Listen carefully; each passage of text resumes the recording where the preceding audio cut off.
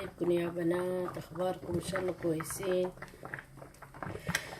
زي ما وعدتكم يا بنات ان اسوي لكم في البيت، اوريكم الطريقة بتاعت زبدة الليمون.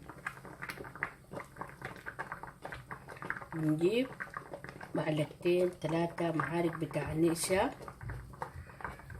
زي ما انت دايرة، ومعلقتين او 3 ليمون، الكمية اللي انت دايرة تسويها، ومعاهم موية الورد. اهم حاجة انك تكوني خادة حلة فوق النار، يعني حمام بخار، موية بتغلي والحلة الفوق فاضية. هسه بسوي فيها النشا ده. يلا حنسوي شنو حلوين.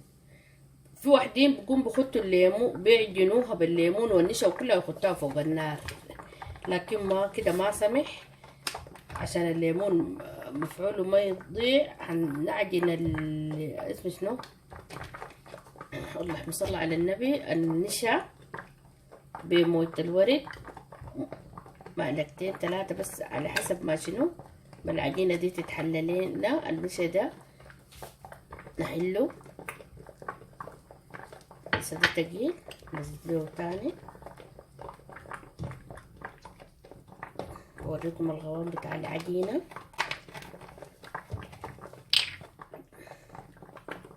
طبعا النشا الصغير معروف انه شنو ما بيتحلى بالساهل، فيعني ما تسهجي منه.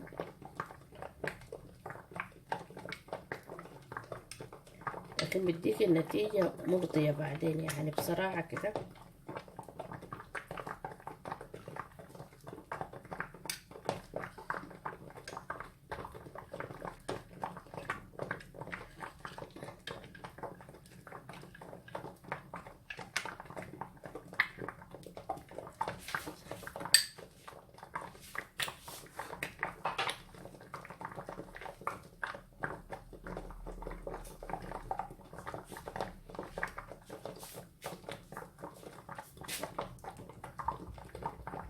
بس هو داير معون صغير يسوي فيه، لكن انا بصراحة الحلة دي عشان بسوي فيها الحاجات حقة الجسم، يعني كان اتذكرت كان اسويلكم فيها المخمرية حقة الجسم. يا بنات يا ريت تجربوها يوروني، بس هي شغلة كتير لكن حلو والله، مرضية بصراحة كده.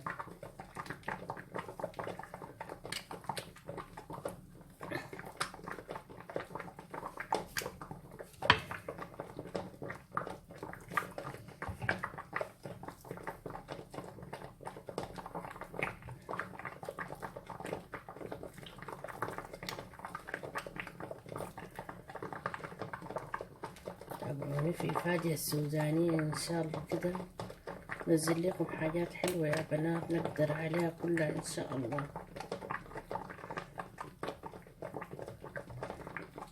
واللي بيعرفوا حاجات حلوة ما يبخلوا علينا زي ما بيقولوا، نالو الناس تستفيد من بعض. احنا اللي عارفينه وانتوا تورونا اللي انتوا عارفينه. ما في زول طلع من بطن امه عارف اي حاجة، كلنا تعلمنا في الدنيا دي. وزي ما بنوريكم زي ما بقول احنا ذاتنا شفنا من غيرنا، يا في حاجات بالصدفة طلعت لنا حلوة بنوريكم ليها، يعني ما حكر علينا زي ما بقولوا. يلا ده الهناية بتاعها، القوام بتاعها، المهم ما يكون فيها كراضيم. اي لك شو ملكع نسيحه. يلا الحلة اللي على النار دي وننزل، يا ممكن تسويها في الحلة دي ذاتها قبل ما تحطيها على النار. هنصوطها لما تبقى زي العصيدة،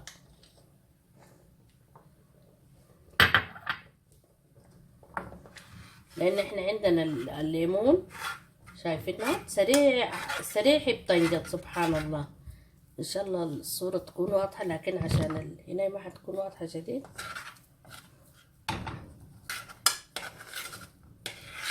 شوفوا يا بنات النشا سريع بنجد سريع بصراحة كده. النشا اكتر مما بتتخيلي، لكن بتحركي ما بتخلي.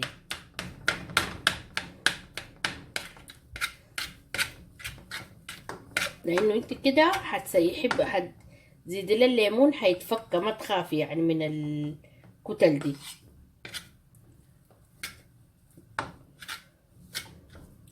وصل متعب شوية بس اصلا ما في حاجة سهلة يا بنات، والطهي يسمح،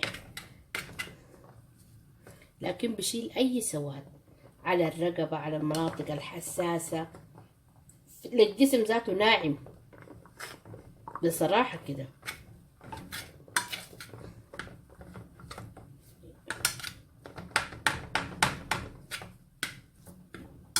شايفين يا بنات؟ ما حزيد، لو دايرة تزيدي له حبة من اسمه شنو، موية الورد، وتحركي ما مشكلة، لأن موية الورد ما بتأثر مع النار كتير، ما زي الليمون.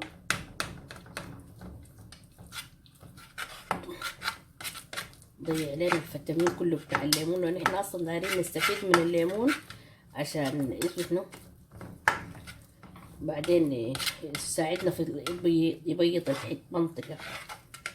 اوكي، بعد ده طفينا النار على البارد على قولته. يلا بنقوم نزيد شنو، الليمون. الليمون بيكون محصور ومصفى.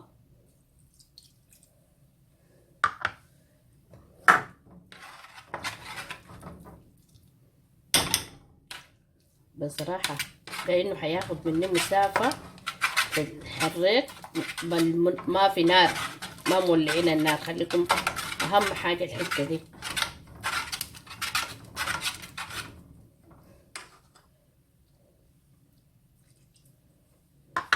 الليمون ما بنكبه كل مرة واحدة، لأن أنا عصرة 3 حبات ليمون، فما عارفة هيشيل منه قدر كيف، لحد ما العجينة تبقى لي شنو زي زبدة الشيا، زبدة الشيا بالليمون، قوامه بعدين بيكون حلو. خلاص حقفل منكم، وعشان الفيديو ما يبقى ليكم طويل، بس لحد ما اقتله كويس كوب باقي الليمون ده وحرك، وبعدين برجع لكم تاني يا بنات. يلا يا بنات، عندي المخمرية بتاعت ده الزبدة بتاعت الليمون، هي صعبة شوية شغولة، لكن حلوة ونتيجتها بعدين مرضية بصراحة. أي سواد كان في الرقبة، كان في الأماكن الحساسة، أي محل دار تبيضي، حتى الوش. الناس اللي ما بسوي كريمات، لكن أي زول بسوي كريم لأنه فيه ليمون بصراحة ما أنصحك بيه، لكن الناس اللي ما بسوي كريمات عادي. شفتوا زي هناك القوام بتاعه كيف؟